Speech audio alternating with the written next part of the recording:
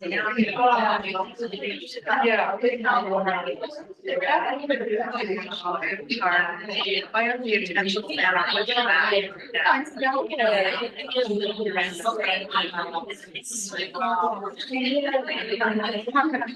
No, exactly.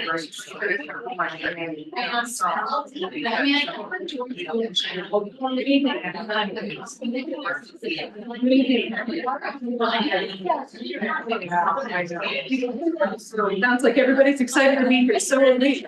Sound does not. It is on, but time test.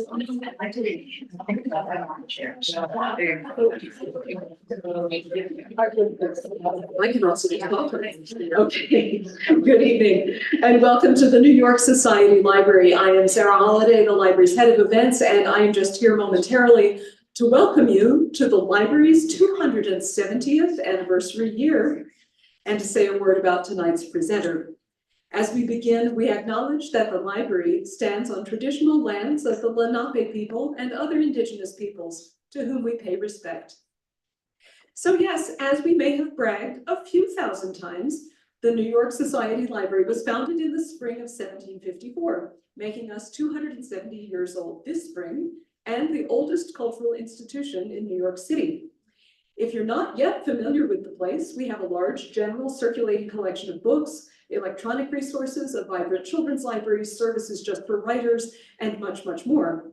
We also have a diversity of rare and special books and historical materials, and thanks to my colleague Barbara Beek, our special collections librarian, for pulling out just a couple of very relevant items for tonight. So do get a moment to take a look at those after the presentation if you haven't already. We also offer a full season of events with authors and other presenters, so do take a look at what's coming up. I also want to be clear that we are live streaming and recording tonight's event as well as taking photographs. If I could ask you to silence your phone or anything that might make an unwanted sound, that would be great. Thank you. Our 270th anniversary exhibition just outside these doors is called A Belief in Books, and it looks at the library's early history in a time that held to both Enlightenment ideas of freedom and human rights and the notion that slavery was a normal part of human societies. We've been honored to work with Dr. Leslie M. Harris on the exhibition, and I encourage you to read her remarkable essay in its catalog, which is available here tonight at our book sales table or at the front desk anytime this year. Dr. Harris is a professor of history at Northwestern University, where her teaching and scholarship focus on complicating the ideas we all hold about the history of African Americans in the United States, and, especially relevant to this library, the prevailing view of slavery as a phenomenon of the South only. Her published works include the book In the Shadow of Slavery, African Americans in New York City, 1626 to 1863, which was awarded the Wesley Logan Prize by the American Historical Association, and the substantial book connected to the New York Historical Society's landmark 2005 exhibition, Slavery in New York, co-edited with Ira Berlin. She has also led and participated in a number of public history initiatives using history and dialogue to address challenges around racial and other forms of human diversity in higher education. We're glad to have Dr. Harris with us tonight to elaborate on the stellar work she's done related to the library's history and its overlap with the history of readers and of African American readers in New York City. We also gratefully acknowledge the support of Deirdre Kessler for tonight's event in honor of Harriet Shapiro. Please join me in welcoming to the lectern Dr. Leslie M. Harris.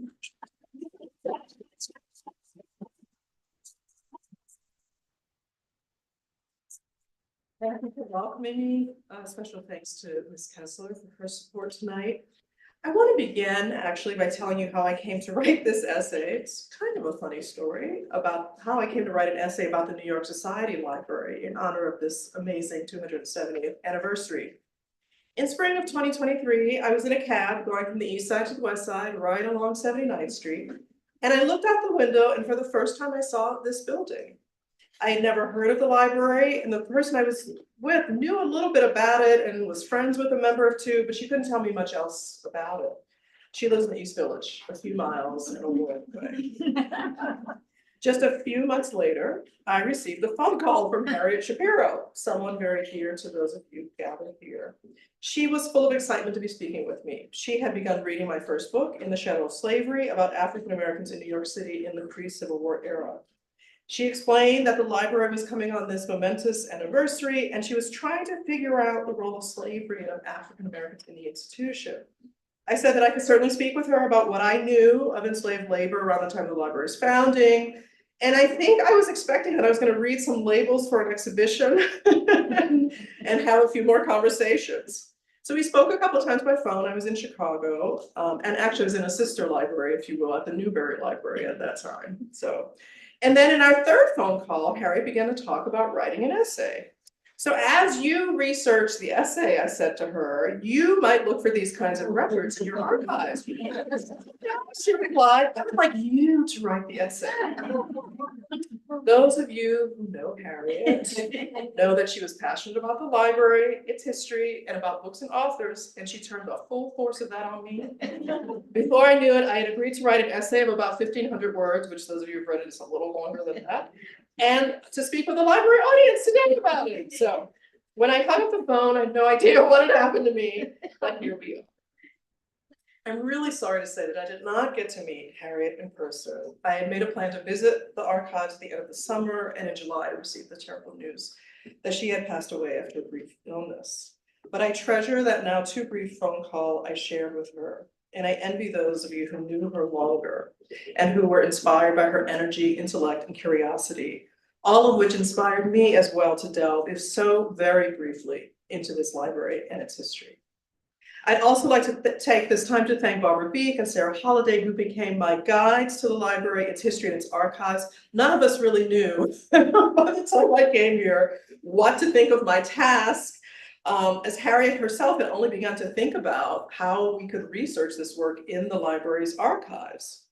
But they both shared with me all they knew, welcomed me to the library for a very intense week with many 18th and 19th century manuscript sources, and offered to answer all the additional questions I could come up with when I returned to Chicago to actually try to piece together what I found. Now, I'm going to take an additional minute to do something writers usually don't do, and that's going to thank the scholars who are in my footnotes. Because without their work, I could not have begun to write this essay, and I'll talk a little bit about that in a minute. This essay and this talk literally would not exist without the important, well-researched work on the library's history by scholars named Sean Moore, Henry Cooper and Jenny Lawrence, Austin Keep from way back in the early 20th century, Tom Glynn, and Robert K. Wallace. As in so many things, I am deeply indebted to Shane White, whose book is right here on the table, The Extraordinary Historian of African Americans in New York. His book, Prince of Darkness, is a biography of the first known African American member of the library, Jeremiah Hamilton. And Shane's details of Hamilton's life and use of the library are fascinating. And this book, I started reading it on a plane, I couldn't put it down. He's an amazing writer. I strongly encourage it, not only for the work about the library, but just about the life of this person who Shane calls the first Black Wall Street millionaire. I'd also like to mention the work of Elizabeth McHenry, who's a professor at New York University, and whose first book, Forgotten Readers, is still the standard work on literary societies established by African Americans in the antebellum period, both in New York but in other cities as well. These are important organizations at the time when all libraries were private, and particularly when the vast majority of African Americans were kept out of these libraries, and when Black communities did not have the financial capital to establish the kind of library that the New York Society Library became. Finally, in addition to Shane's work on Blacks in New York, I'd like to mention two other scholars, Nicole Saffield Maskill's work and David Gelman's works on New York's enslaver class, the people who owned enslaved people or participated in the international slave trade from the 17th through the 19th century, who helped me to place some of the library's founders in their historical context. Now, why am I reading my footnotes to you? I want you to understand that as much as I learned about the New York Society Library during my visit to the archives at the end of last summer, and in reading the very valuable secondary source materials that outline its broad history, I was for a time really stumped about how to go about this project of incorporating African Americans into it. This is because the minutes and published records of the library say almost nothing about African Americans in this early time period. They don't say anything about New York's system of slavery or the end of slavery in New York over the course of nearly 30 years of gradual emancipation. They say nothing of the numerous race riots or frankly any other riots in the pre-Civil War era.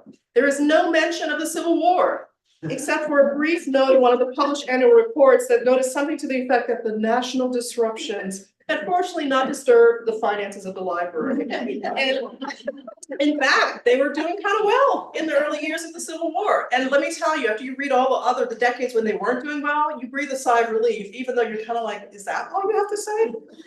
So the vast majority of the library's records were dutifully and constantly about the finances of the library, the membership or the lack thereof. They, because they wanted more members, because of course members pay fees and dues of various sorts. And then of course the purchase of books and periodical subscriptions. When you're reading these things, you're turning these pages, it's all about the money. And the thousands of books, newspapers, and magazines that were part of the library's holdings during the time period I examined. Subsequent early accounts of the library's history, like the wonderful Austin Keep, who helped me figure out who these people were, those follow pretty closely to this method, focusing on the ways in which founding and ongoing members, officers, and trustees of the library came to support it, the library's relationships with the Anglican Church, and then its move into a more secular path. The library membership and leadership in these early works was discussed only insofar as these individuals interacted with what people thought were the only purposes of the library at the time.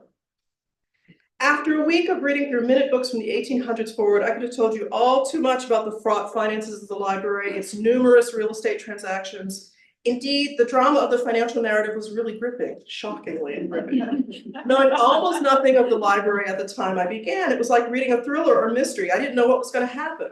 Halfway through my visit, I got to the part where a new library building was about to burn and there was a huge fire, and I practically had an attack of the vapors myself, and was very dejected, hoping that things would be better when I came back to the records the next day.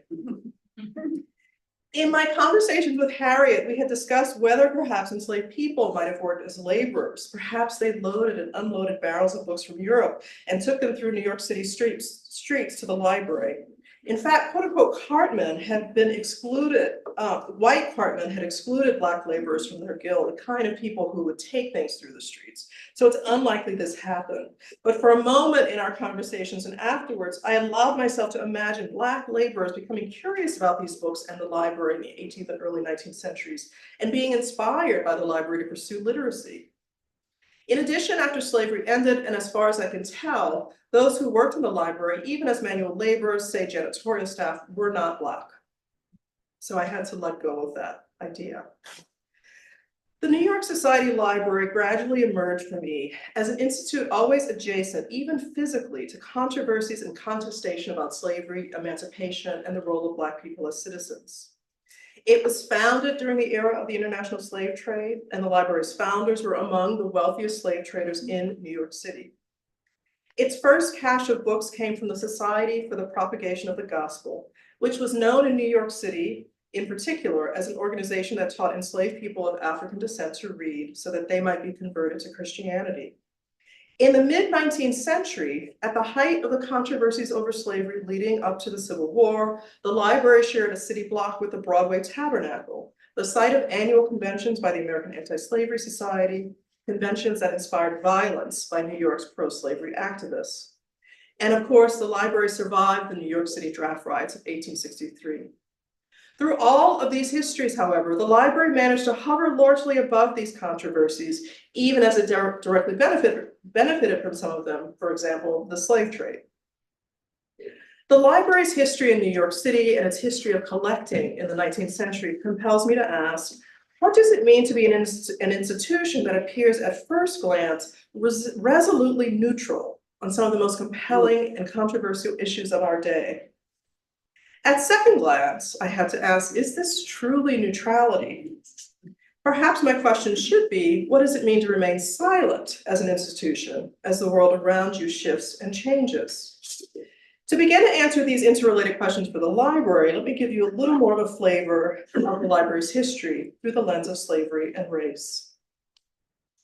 When the New York Society Library was founded in 1754 as a quote-unquote public library, and of course many of you know public at that time means open to the public but not supported by government funds. So people would buy memberships or be in some other way pay money to use the library. So it had 700 quote new well-chosen volumes, When it opened at that time, the enslavement of people of African descent was firmly established as a central path to prosperity in the Americas, and New York City was no exception. As Sean Moore has detailed, among others, the founders, trustees, and members in the library's first century of existence came largely from elite families whose wealth was rooted in the African slave trade, the use of enslaved labor on their properties in New York City, the Hudson Valley, and beyond, or in the quote-unquote West India trade, as merchants supplying goods to Caribbean islands so focused on the slaves producing sugar that they did not create their own wheat, dairy, clothing, or other items. Like the city and the nation, the New York Society Library and its members would experience a slow movement away from the enslavement of people of African descent as a necessary part of the economic, social, and political life of the city and its own existence from the late 18th century through the late 19th century. A revolution as profound as the one that led to the creation of the United States. Although the library's subsequent histories will laud its role in the founding of the United States, the library never claimed a substantial role in the end of slavery in New York between 1799 and 1827, or the national end to slavery and the expansion of citizenship and suffrage after the Civil War. Its holdings and its membership largely reflected a middle path in a time filled with upheaval and controversy about the position of slavery and African Americans in the future of the city and the nation. The library's founding occurred at the height of the African slave trade to the Americas, when the largest number of enslaved people were imported to this side of the world and when the most money was made. And many, if not most, of the library's founders, founding and subsequent trustees and members gained their initial wealth through the economic momentum that slavery provided. To give you just one example, founders Philip and Robert Livingston were part of a family company that held hundreds of thousands of acres of farmland in New York's Hudson Valley and the Catskills. And they used enslaved and European tenant labor to produce flour, iron, and barrels to transport Madeira wine and other goods, which were then traded to the Caribbean islands where enslaved people produced sugar, and then to other global markets. For the Livingstons and their ilk, the enslaved labor they managed so well made the Americas more productive than the Native Americans they displaced. Their landed wealth enabled them to imagine recreating the intellectual world they left behind in Europe, albeit slowly and haltingly, given the relative lack of books and writers in the quote-unquote New World. Now, I've already mentioned that the library's first cache of books was donated to them by the Society for the Propagation of the Gospel. But that inheritance from the society, which had publicly called for the education of enslaved African Americans, did not lead the library to call for the education of all New Yorkers, inclusive of Blacks and Native Americans. Indeed, the SPG had been blamed briefly for encouraging enslaved people to rise up in rebellion earlier in the 18th century, although this was very unlikely. In addition, very few enslavers allowed their enslaved people to attend these classes, although there was no law at the time outlawing literacy among enslaved people. It was not illegal to teach enslaved people to read. If many founders of the New York Society Library were enslavers, some of those enslavers began to turn to anti-slavery activism in the decades after the Revolutionary War. A few trustees and slaveholders were part of the New York Manumission Society, which agitated for gradual emancipation, established the African free schools, and provided legal assistance to Blacks held illegally as slaves or kidnapped or sold south. John Murray, John Jay, and Jay's sons, Peter Augustus and William, are among the most well-known of these early anti-slavery activists who were also members of the New York Society Library. As Shane White has argued, their commitment to ending slavery was fairly conservative. John Jay did not free his own slaves, although Quakers such as Murray did as part of the strictures of his denomination by the late 18th century. And their children and grandchildren divided a little bit in terms of their embrace or not of radical abolition by the 1830s and beyond. Peter Augustus Jay and William Jay both became jurists and staunch supporters of radical abolition and of equal rights for free Blacks. And I should say that radical abolitionists believed that the twin goal of their movement by the 1830s was the immediate end to slavery and racial equality. So I separated them out, but those are really, for them, bound together. And many people, only a few people at the very beginning thought that that should be the case. When the New York State Legislature debated extending universal suffrage to Black men, Peter J. argued strongly that they should receive it. Would be in the 1820s. And William J. argued against the American Colonization Society, whose big idea about ending slavery was that that enslaved blacks should only become free if they were then repatriated to Liberia in West Africa. Of course, they were not all from Liberia. By the 1830s, both Peter and William J. had aligned themselves with the radical abolitionists who argued that slavery in the South should end immediately and free blacks everywhere should have equal rights.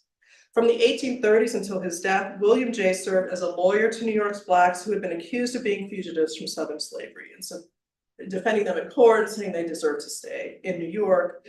Many people were kidnapped erroneously. If you think about Solomon Northup's 12 Years a Slave, that was actually something that was fairly common on the streets of New York and elsewhere. Now, John Murray, the Quaker John Murray, his great-granddaughter Mary Murray would take a less radical but no less impactful path. In the mid-1830s, she and her aunt, Anna Shotwell, founded the Association for the Benefit of Colored Orphans. And if you saw my book out front, the front picture is from that orphanage. Neither the organization nor its female founders and trustees ever fully aligned publicly with the radical abolitionists. Indeed, they even accepted a group of children sent from Cuba to the orphanage, sent by an enslaver there. The children may have been his. He may have placed them in the orphanage to advance their education. This is unremarked upon in the records. They don't make any comment about whether or not these children are enslaved or free.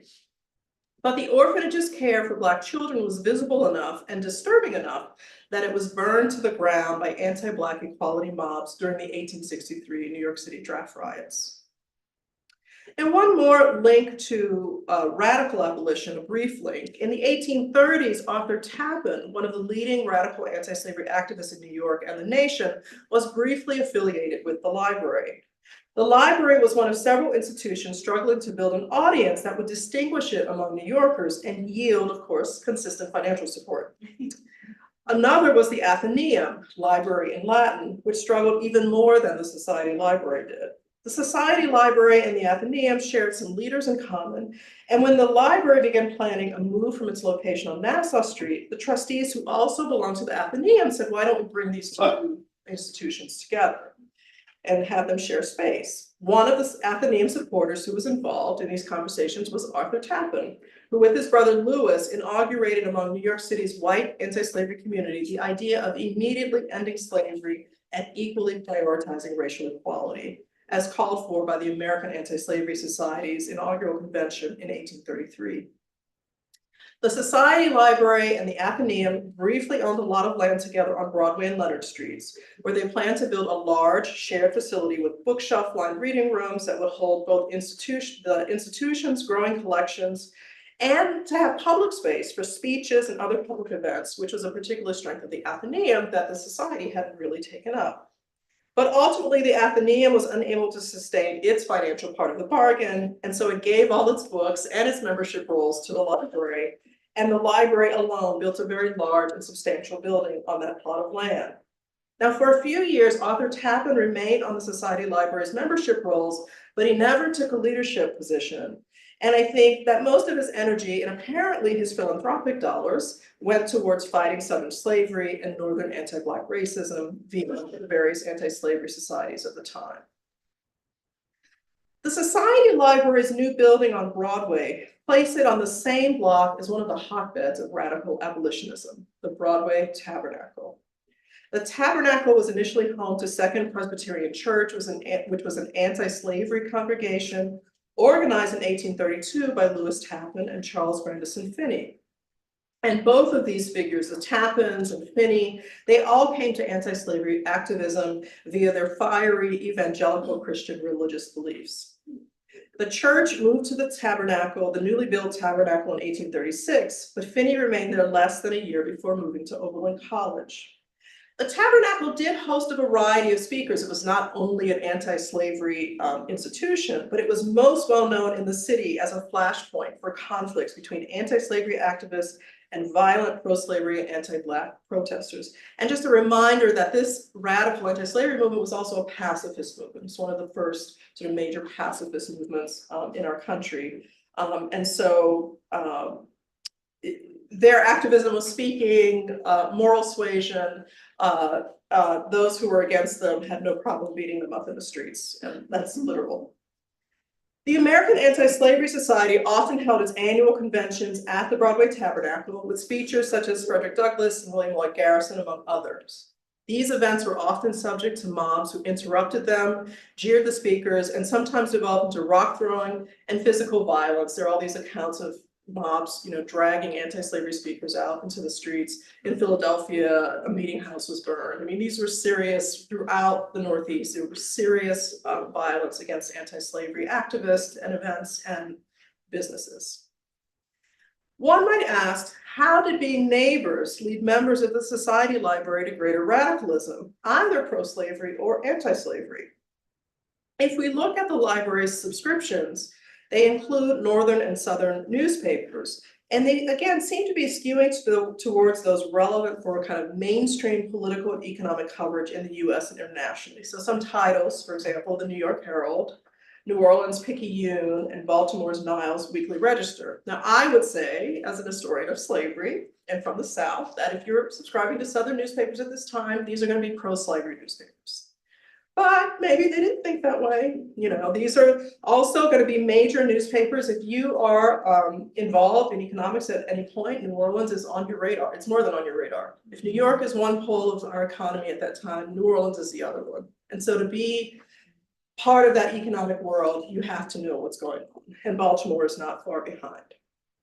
In terms of literary magazines, the library subscribed to Southern, Northern, and international journals that, again, were no doubt considered mainstream at the time. A different kind of newspaper was one founded by the Tappan brothers and Samuel F.B. Morse, some of you may have heard of, the Journal of Commerce. Initially, the Tappans thought of the paper as one that would take a stance on the moral issues of the day. And when they founded it in the 1820s, they were more thinking about temperance and anti-prostitution, those kinds of things. They hadn't quite yet gotten into anti-slavery. But the journal quickly became a leading paper on national and international commercial activities more broadly, due to both the Tappans and Morse's strong interest in commerce. And remember that the Tappan brothers inaugurated the credit reporting service that would become Dun & Bradstreet. So, okay. When David Hale took over the paper from the Tappans in the 1840s, the paper in fact became more critical of radical anti-slavery activists, and that could be because of the split within the radical abolitionist movement. I won't go into it now, but very exciting. But much more importantly for the Journal of Commerce's success and relevance was that it was one of the first newspapers to make use of Morse's telegraph to receive news from across the country and abroad. So the commercial side of its reporting outweighed its views on other issues of the day, and thus it was subscribed to by the library.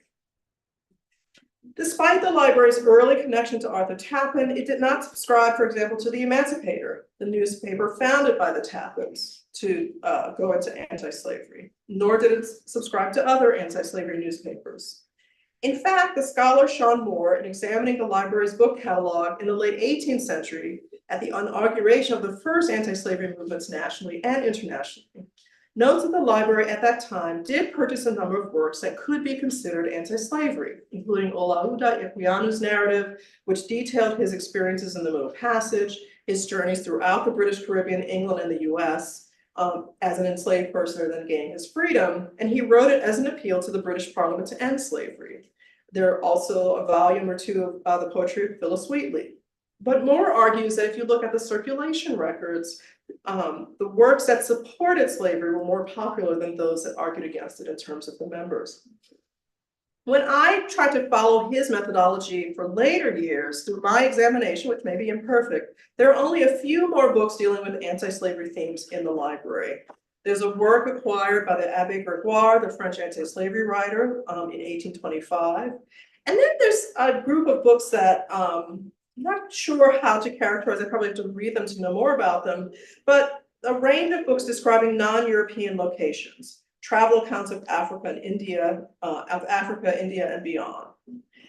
And here I'm thinking about a scholar, I'm blanking on her name, but who wrote a book called Thomas Jefferson's Quran, and thinking about what it would mean for Thomas. She writes about what it meant for Thomas Jefferson to own a Quran. So what does it mean for this collection to have these kinds of books, even if There's an imperfect, they're not us today, but they are collecting things that they think are important for an educated person to know.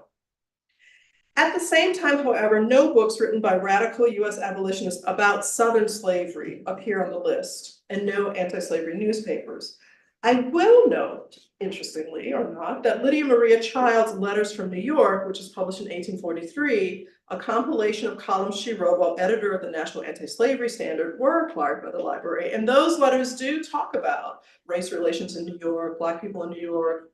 So I haven't read them in a long time, so it'd be interesting for me I didn't have time, but to go back and read them now and think about, is it just the title Letters from New York was enough for them to overlook the more radical aspects of that volume? Books by fugitive slaves or by free Blacks were also absent. So you might imagine Frederick Douglass's narrative? No.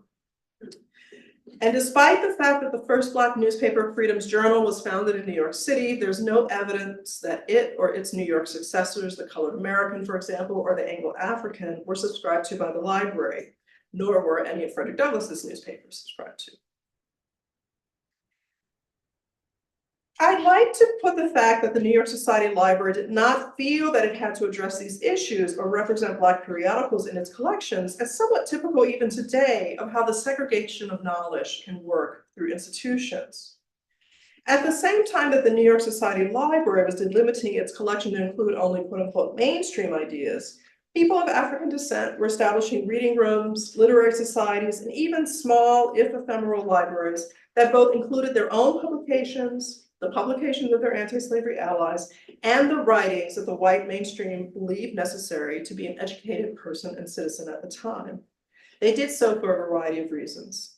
Of course, Black people needed to know the arguments and contours of the leadership class, the vast majority of whom were resolutely dedicated to their oppression at the bottom of the economic hierarchy and their exclusion from politics. Black people did not have the vote, but this just as one example of the same rate as white people did. Black newspapers and other writings were deeply engaged with the ideas of their time and also with arguing against the defects and limits of those ideas. But Black people who came to libraries, reading rooms, and literary societies also attended these events out of a genuine intellectual interest. For most of the 19th and into the 20th century, Black people had the highest literacy rates among working class people. And the majority of Black people, I probably don't have to tell you, were working class and poor. During the Emancipation era in New York City and after emancipation in the South, Black people of all ages attended churches, informal and formal schools in order to learn how to read. They saw it as a path to freedom and power, even as local governments consistently underfunded the institutions dedicated to serve them. I'm currently reading a fascinating new manuscript by Sarah Groningsader, who's here tonight. She's right back there. Just as a quick example from her new book, which will be out this summer, she starts one of her chapters with two young people who were indentured to their mothers enslavers as part of gradual emancipation. And they're about 18 years old. These two young people go to court because their owners are supposed to give them access to education, and they haven't. Having violated the terms of that agreement, because the owners violated the terms of that agreement, both young people are granted their freedom. And I have no doubt that they began attending school in order to get the education they were deprived of. So that just gives you a sense. You can imagine 18-year-olds today doing that.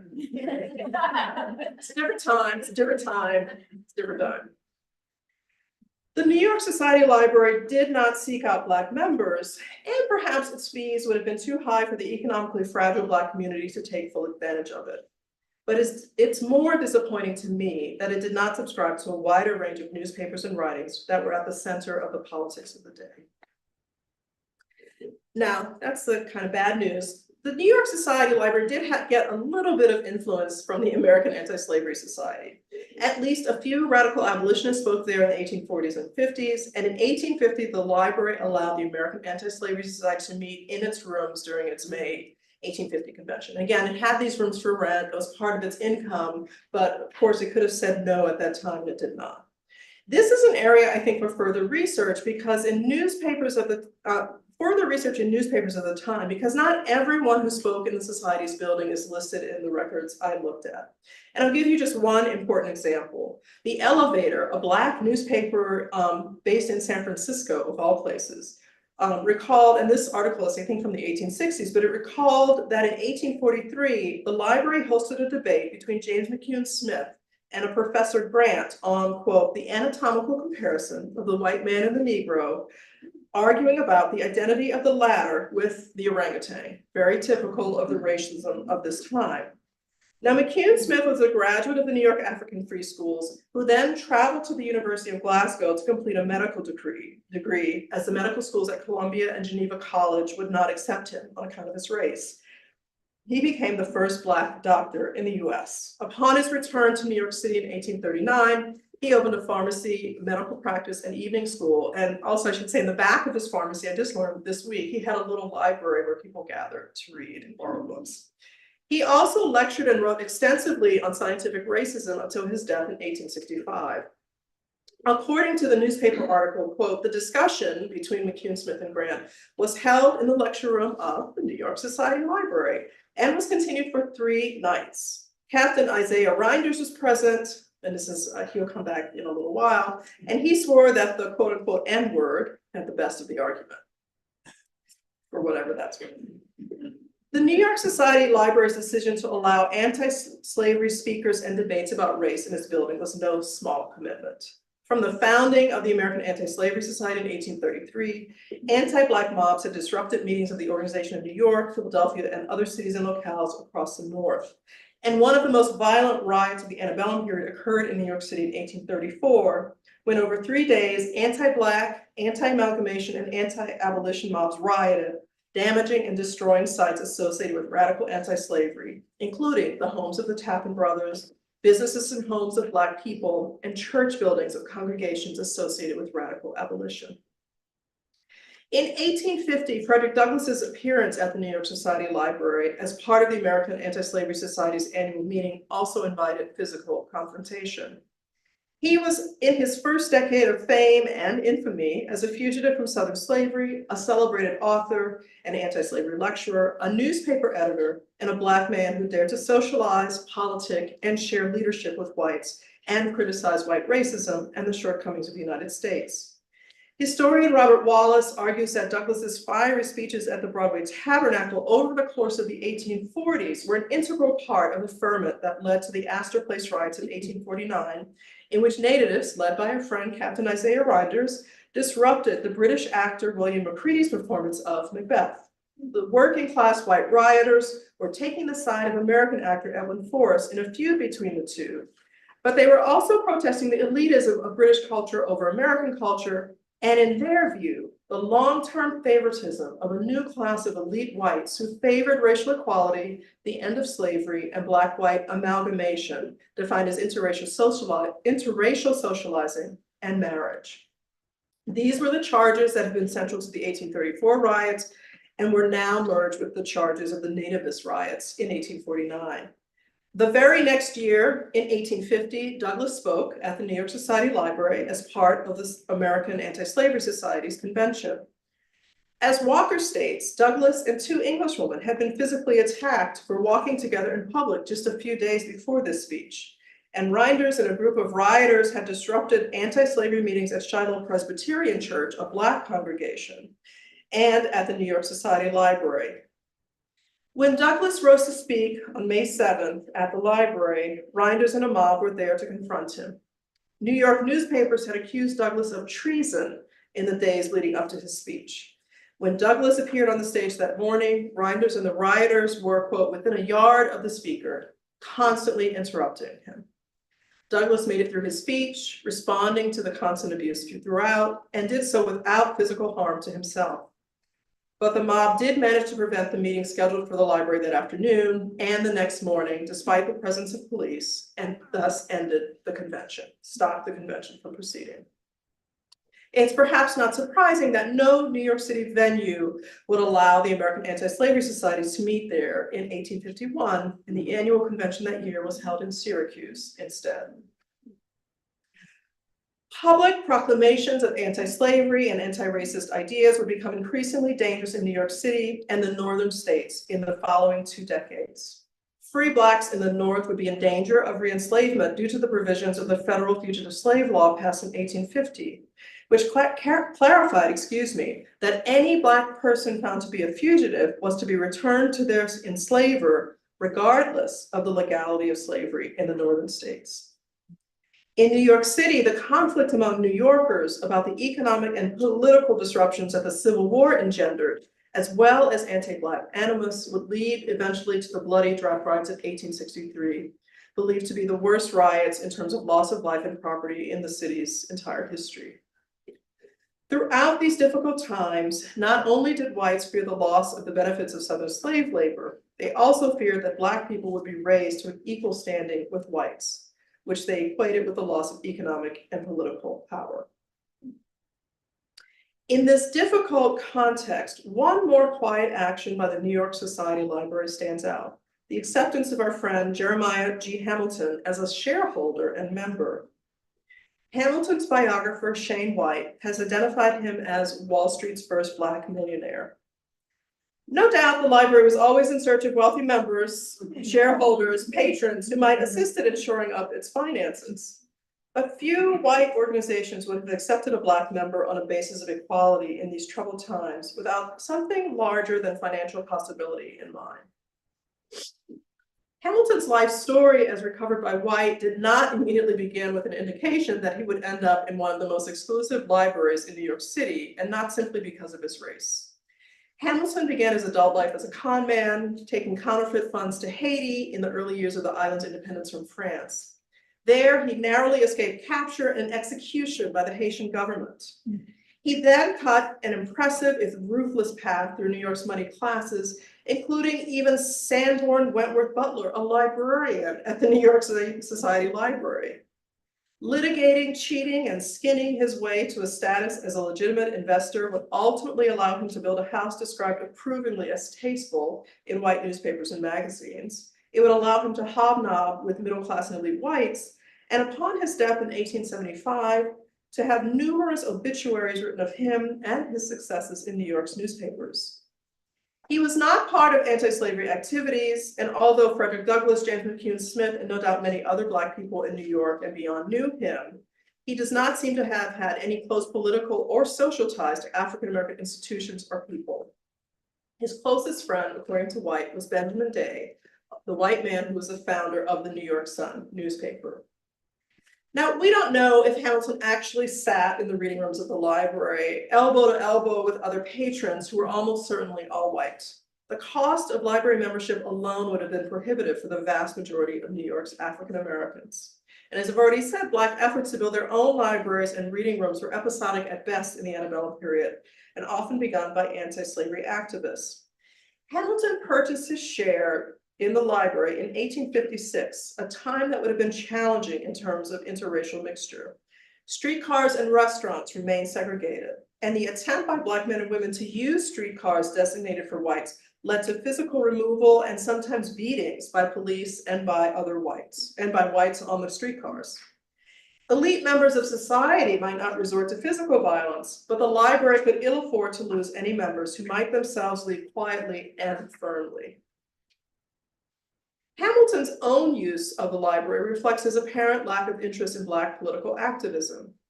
As White details, Hamilton used the library heavily during his membership, although more so in the last 5 years of his life.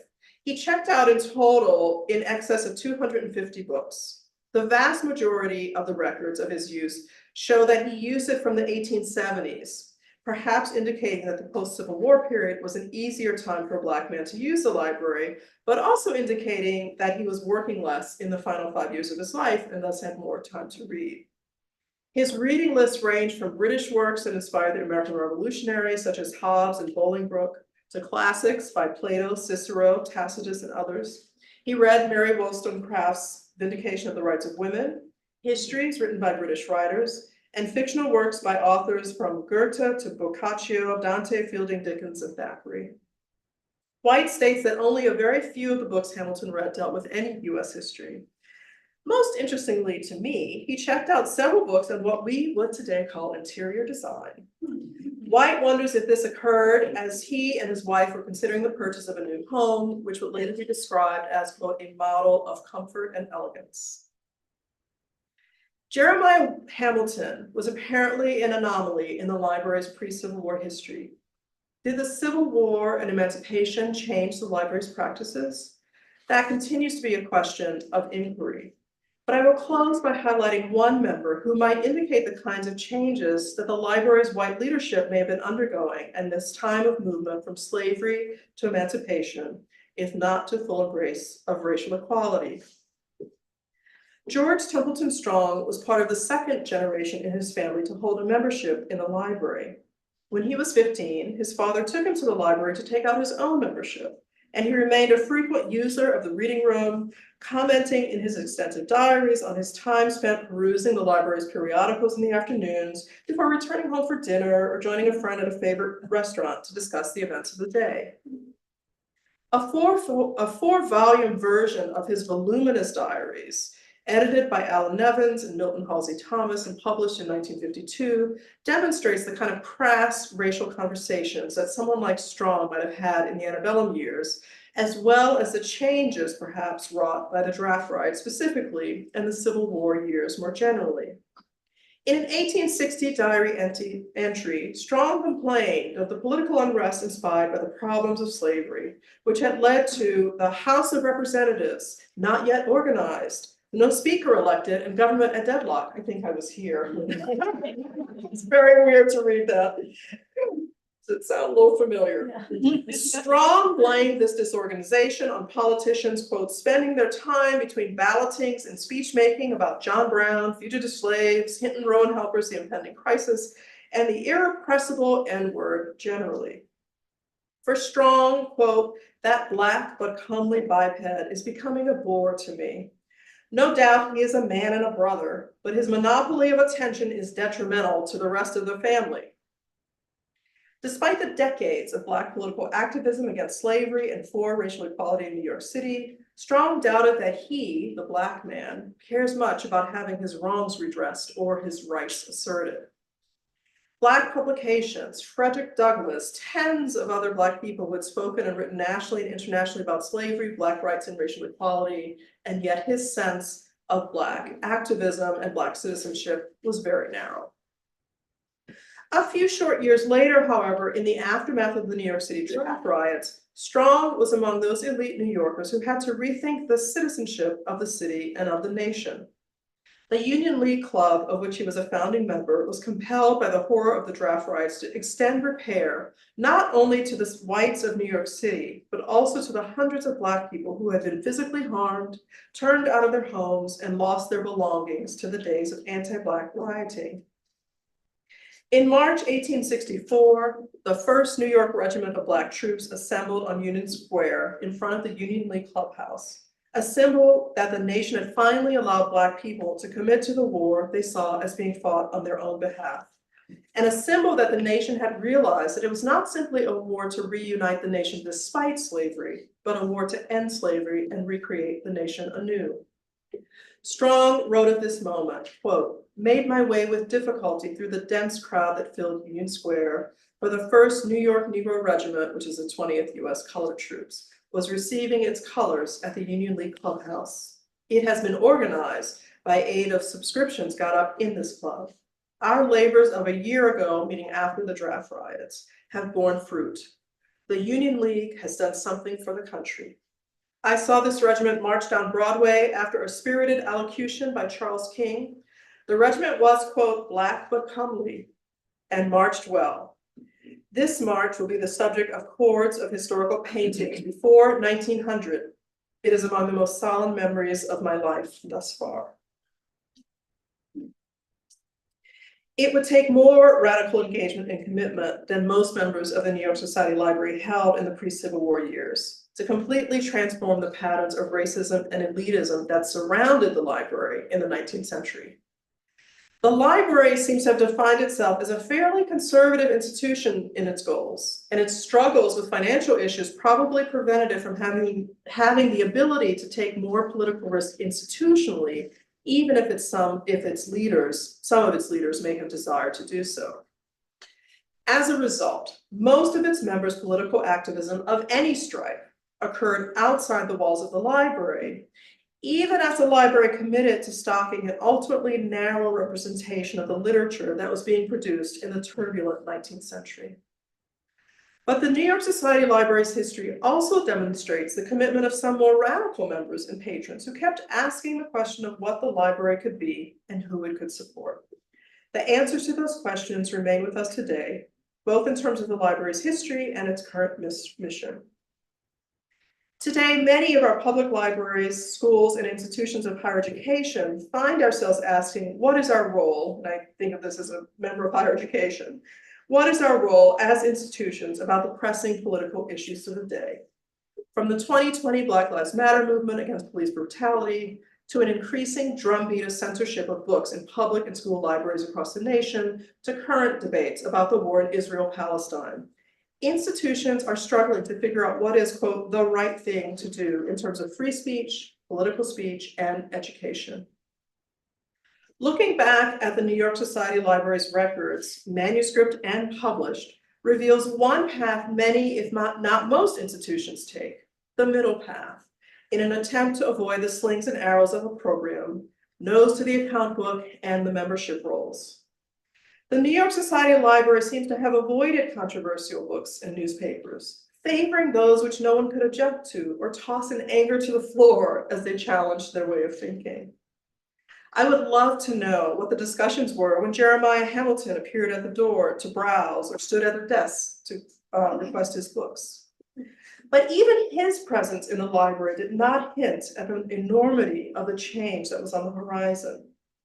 His lack of engagement with these issues allowed a few additional years of somnolence until the fires of the draft riots burned a new path into the city. What will be our fire next time, to quote James Baldwin? Thank you.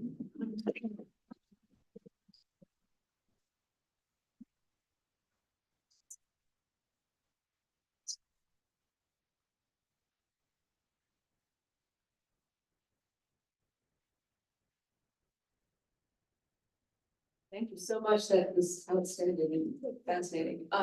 Do you feel good with taking? Absolutely. Audience Of course. questions? Somebody got any questions? Yes. Thanks very much. First question, was James Hamilton the Black trustee of the Metropolitan Museum? There was a financier in 1870 who also was the subject of a book, but I read it so many years ago, I can't remember if it's the same person. Maybe it's Jeremiah Hamilton. So maybe it could be. I mean, he's still alive in 1870. So Yeah. thanks for adding on. Right, So there was one black. was one, whether it's the same person or not, it's easy to check, we just Yeah. go back and find that Thanks. other biography. That would be So, great. My real question is, what did you see in the readership of books like Uncle Tom's Cabin or anything else of that line in those years? Who was reading that, since in those years you could still see who was checking out the books? Yeah, I was looking for that book.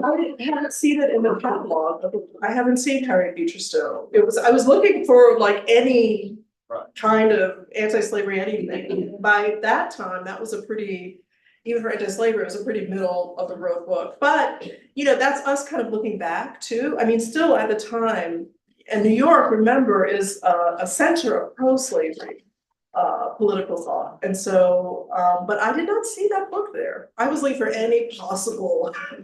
So the only one I saw was Lydia Baruchel, but I will not, I was there for a week, so we can. Somewhere in the library would be the record of when it first got the book, which it eventually did. And we have asked this question, I've asked this Yeah. question too, because so not all of the books, even if they're now in the library, they were not necessarily bought at the time. Like, I think I asked this about the Frederick Douglass narrative. Yes, I'm pointing yes. to Barbara for those who are So watching. the records that we have, we don't have too many immediate acquisition records available for a lot of our books. What we do have are sort of the printed catalog of books that happened, and they've come periodically throughout our history. So when we were looking for Leslie, it was pre-Civil War, so the last book that we had printed was 1850 for our catalog. And Harriet Beecher Stowe did not show up in the 1850, it didn't show up in the previous one. So it did come into the library, it just came in after We the think period, I think after the period, Yeah, when we were looking for Right. Leslie's research. I think that's a great question though. It's, you know, hard to figure that out. Yes. I'm curious. Oh, wait, I think you're about to get a. Oh, you don't mind. Oh, different. I'm curious to know, wealthy blacks, because I think they're on it. Hamilton, yes. Where did they live? Where did they build their houses? I imagine they're beautiful houses. Some, yeah, and some, in Lower Manhattan. So there isn't residential segregation in the way that we think, and certainly not in the way we often think of it in the South. And so they would have built where they were able to. There's a lot more racial mixture. I have to say, when I was working on my book, I wasn't looking so much at the wealthier Black people or where they were located. I was more concerned about working class people, but they are in the same Lower Manhattan neighborhoods. They're not in the sort of completely elite neighborhoods. And there are some places where African Americans clustered, particularly after emancipation, they move away from where their enslavers are, who are mostly on the east side, Lower East Side, and they move closer to, they're more on the west side. I think even in Greenwich Village, maybe when I'll get to some more of this service book a little later, but they're mixed in. Yeah, so it's not like there's a Black neighborhood, it's not like a Harlem Black neighborhood kind of situation. The other place I'd point you to, of course, is the Seneca Village, which was destroyed to make way for Central Park, and it was characterized as a place of impoverishment and all kinds of things. But that was where some of the first in the emancipation era, some of the first African Americans who owned land. And so those landowners were there. There were churches there as well, and schools and things too.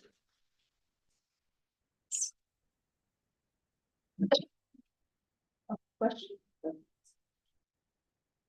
So I might throw in a question that came to my mind in listening to you tonight. This is a little bit wearing your hat as having done this research and a little bit wearing your hat as a professor at Northwestern. I feel that maybe not here because we're lucky, but in many book-oriented places today, people are being asked to justify, like, why do books matter? And a lot of what's said is they inspire compassion. Did you read about people who aren't like yourself, and it tells you that there's different ways of being human, and that that's a positive thing. Looking at that idea with those two hats on, what do you see in the reading patterns of our members? Were they ever looking to get outside their own experience? Maybe they were, to some extent, because they were reading travel narratives and so on. And what do you just think of that idea today at all?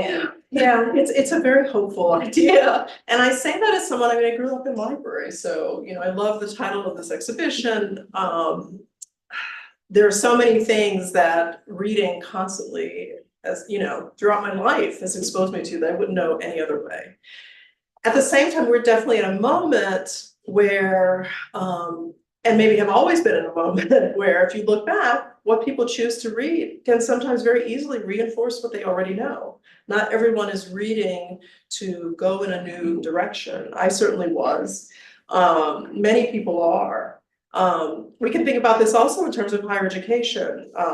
You know, there are studies of what people know who have obtained college degrees, and yet we also know that some of our more, I would say, conservative, or, you know, even people who are now, we're in this moment where people are not trusting science, not trusting research. Some of those people are people who went to college and hold degrees. And so even the exposure to you know, in many institutions of higher education, it's about the substance of what you learn, but it's also how you learn, how we know what we know. And yet we're in this moment when there's a lot of challenge to that. So, you know, critical thinking is our watchword often, critical reading. But, you know, thinking about, I guess, in terms of institutions, there's always that question of, you know, when I was thinking about this library, you know, what did they demark as intellectual? What did they demark as important? And I think that was the disappointment, is that here, these people over here having this incredible conversation. There are other ways to get to it, certainly. But for whatever reason, the library felt that it was not, that was not part of its charge. I would have to know more about other libraries and how they were thinking. You know, maybe they had a vision of themselves as part of a larger ecology, with some libraries do this, we do this, I don't know. But yeah, it's complicated. I mean, and we have a similar, I think, question with higher education institutions. How do we, as one institution, hold different ideas about the future of any number of issues facing us. But also, when do we say, "Nah, those issues are not the ones we're gonna support? We're not even gonna support exploration." So I'll step back into, I guess now maybe almost 20 years ago, the controversy with Charles Murray and the bell curve. And many people saying, this is not legitimate science anymore. This is not how we understand how intelligence works. And yet that he's still on this lecture circuit, I mean, it still comes up. And so how do we decide that we have come to a conclusion about this? I mean, you could think of the same thing with these people. When did they decide that the pro-slavery arguments were not the right arguments, you know? And we might have them in our library as an example, but not as something that's an exemplar of moving forward. It's knowledge, but it's about how we don't want to go in that direction. So it's those kinds of questions. How do we decide what's the right way to go?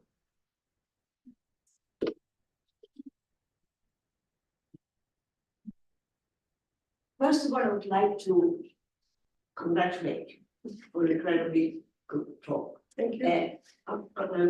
Many ways amazing, because you also contextualize it in American history. For someone who is a historian, myself, and a colleague from our university, Thank you. but not Americans, I learned a lot. Thank you. And I also would like to congratulate Sarah and everybody who had, and everybody who had to do with this program events, this particular lecture, and the late Mrs. Spira. Congratulations, because it's incredibly good in order to kind of understand where the library stands and all its wealth, as it were, not literally, we learned about that well. Now there's even that. And the final one, maybe a very not personal one, but one that didn't interest me.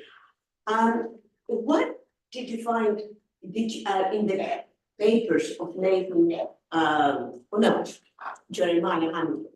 In his papers about Yeah.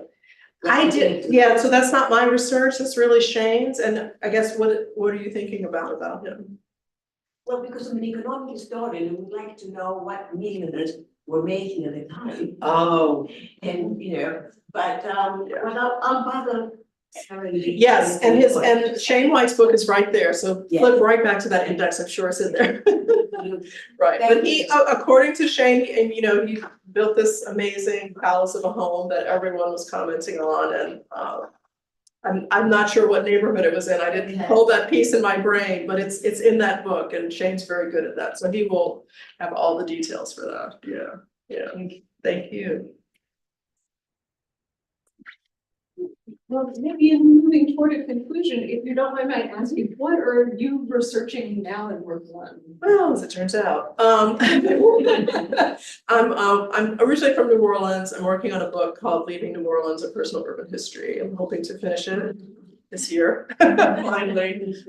It's a book that uses my family's history experience and Hurricane Katrina as a way to talk about the future, the past and future of the city. So, yeah, it's taken quite a bit of time to wrestle it to the ground and quiet voices in my head about it. But it's been very interesting to work on. So a book about another city that I love. Excellent. Well, we will look forward to reading that in due course. So thank you so much, Dr. Harris. It's been fantastic. Thank you.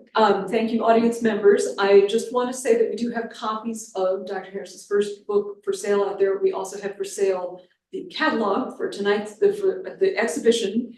Buy one for yourself, take one to a friend. The exhibition itself, A Belief in Books, is up through December 31st of this year, so do spend some time with that. And also, correct me if I'm wrong, Barbara, we will be turning over the books in the cases at 2 future times during the year. So even if you get a look at it tonight, come back in 6 months, they're going to be different books and historical materials there. Speaking of books and historical materials, before you leave, if you didn't get a chance to look at the ledgers related to Jeremiah Hamilton here on the table, we will take advantage of that and come back and see us. Thank you so much. Thank you.